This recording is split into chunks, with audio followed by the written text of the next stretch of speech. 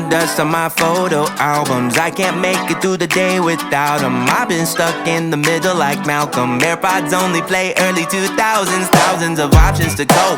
Offer concoctions of reruns and... The Bilston Carnival is coming back to our hometown, and we are taking part in it this year on Saturday the 4th of July.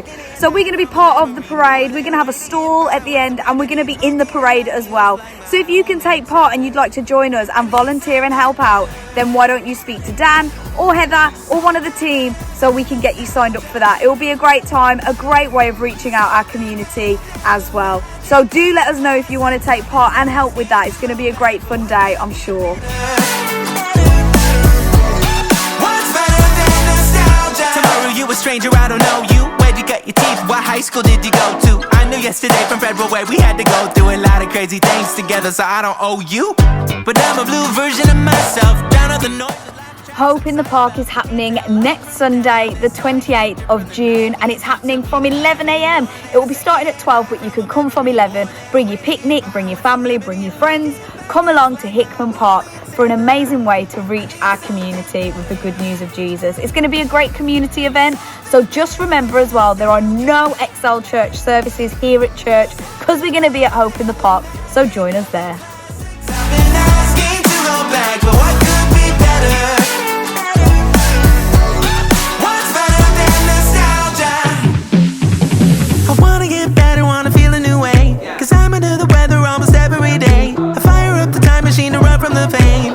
Kids, the Summer Club is back this summer from the 28th to the 31st of July with a brand new safari theme, Roar. Yeah, I know you can do a better roar than I can. Can I hear it?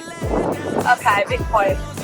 But you can come along to that. The booking is now live and open on the website. So parents, get your kids if they're primary age in school, then they can come along. So make sure that you get them booked in so they don't miss out on all the fun.